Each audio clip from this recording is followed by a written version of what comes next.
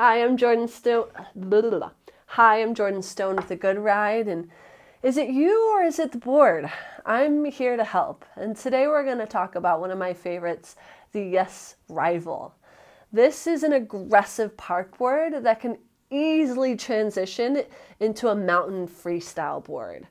It's super fun to turn and extremely comfortable riding switch.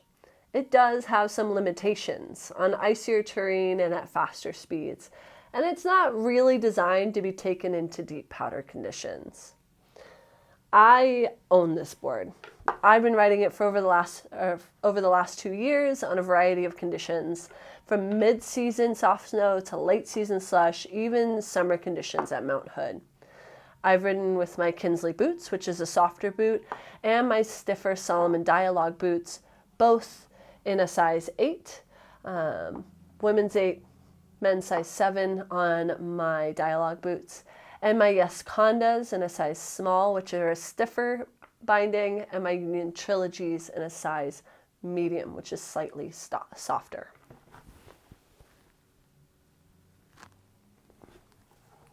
I've compared this board to the Hell Yes from Yes, which is a directional twin, and the Birds of a Feather from Capita. It also has some similarities to the Jones Earhart, even though the Earhart is also a directional twin. I ride a 149. I've also ridden the 152, but I found that the 149 really fit me the best while still giving me agility and stability. It's available in a pretty wide size range of a 140, 144, the 149, and a 152.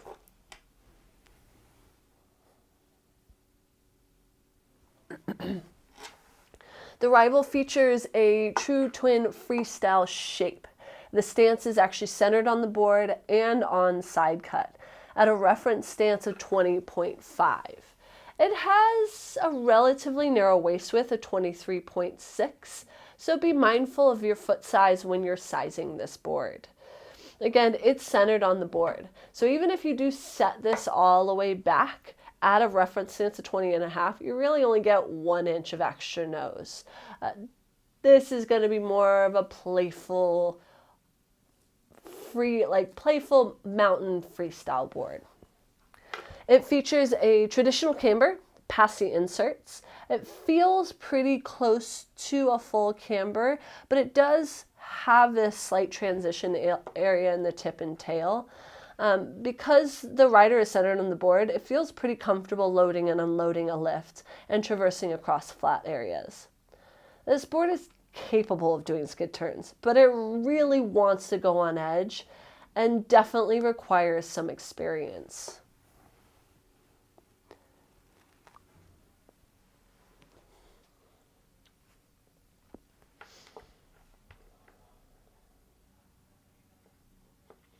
For this reason, I would recommend this board for experienced riders that are transitioning out of their softer park board or twin board and are looking for something that can handle steeper, more technical terrain without sacrificing the playfulness of a twin.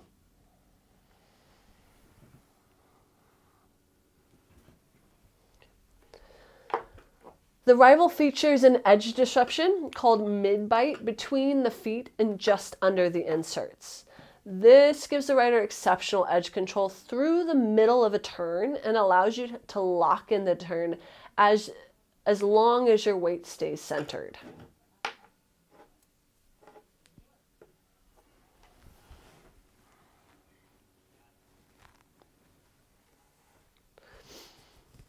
The Rival is a mid-stiff flex through the center of the board and slightly softer in the tip and tail. This gives the board the stability underfoot, while giving it also the ability to shift and pop off the tail with relative ease. It doesn't take a ton of effort to flex into that nose and tail.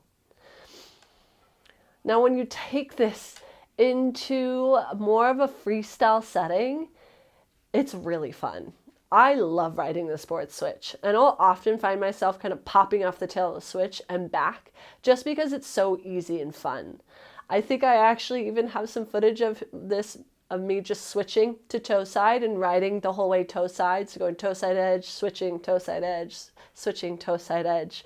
Not something I typically do on most boards, but it's so easy to do with this board. The camber profile coupled with this mid-stiff flex gives this board exceptional pop off the base and off edge. It takes a little bit of energy, but that energy comes right back to you.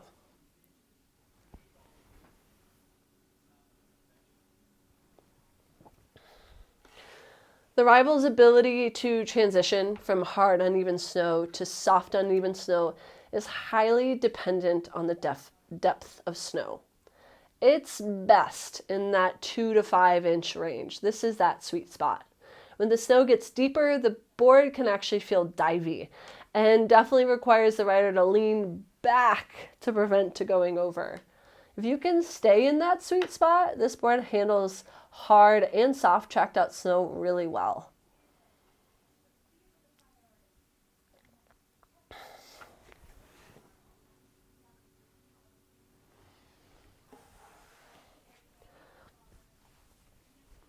Now let's talk about turning and carving. The big thing I noticed with the Rival compared to the Hell Yes, which is a directional twin, was its ability to hold an edge at higher speeds. The Hell Yes would sometimes blow through an edge, especially at higher speeds. I definitely found its limits. I've not had this happen in the Rival. The one limitation I have found is when you're trying to really lay down a carved turn at higher speeds.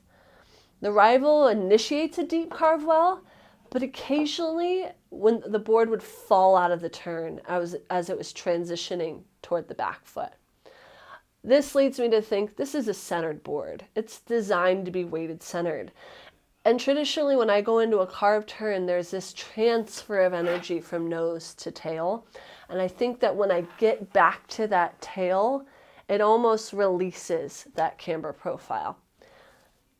I've just found that if I really want a big carvy day, to get on a different board, something with a little bit more taper, something set back so I can hold into that tail, which is where the most force is produced in a carving turn.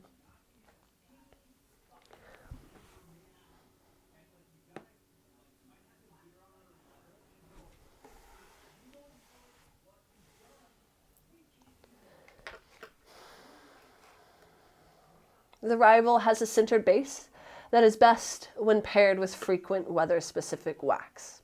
With that said, it maintains its speed very well over the course of a season. I may only wax 2 to 3 times a year based on the use. Traditionally, this board comes out in the spring when I'm looking to do a little bit more freestyle, free riding. So I typically keep storage wax on it until the snow gets warmer and wetter, and then I apply some all-weather or warm wax specific to it, and I haven't found it being too much of a limiting factor in the speed of this board. Now with any true twin, when you take this into powder conditions, it doesn't really handle well. It does do well in tight terrain, but it's really designed to stay on groomed or smaller snow days. I will say though that this board, especially in comparison to a lot of the other twins that I've ridden that are more in that mountain freestyle realm, this handles well in a variety of steep angles, a variety of slope angles. That's what I wanted to say. Handles well in a variety of slope angles. I've taken this on low, where I can be a little bit more playful, a little slower, all the way up to some of our steepest terrain at Bachelor, which mind you is not super steep, but still fairly steep. And as long as you stay centered on the board and you kind of stay forward and sort of charge towards that slope angle, the board handles well. Its limiting factor is going to be the rider. If you pull away from that board, if you pull away from the front of the board, it's going to feel a little bit sloppier. It's going to feel a little less edge control. So just be mindful on this.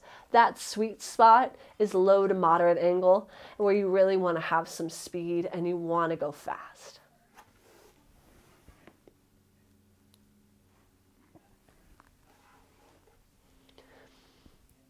This is one of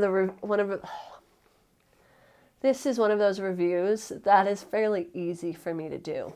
I've been riding this board for a long time, but I've had a long journey in my pursuit for the perfect twin board.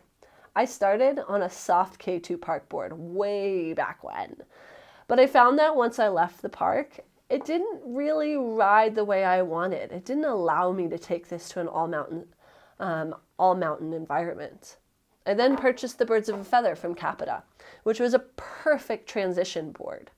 But as my free riding skills got more aggressive, I transitioned to the Hell Yes from Yes. I still found that board didn't quite handle everything I was throwing at it. I wanted to ride fast, make powerful and quick turns, and be able to flip to switch, throw 180s and 360s with a level of comfort and ease that you need as you age.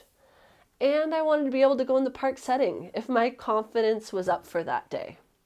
The Rival from Yes does all that for me.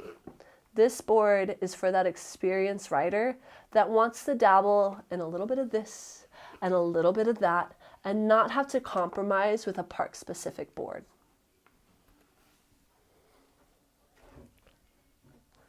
Where did my remote go?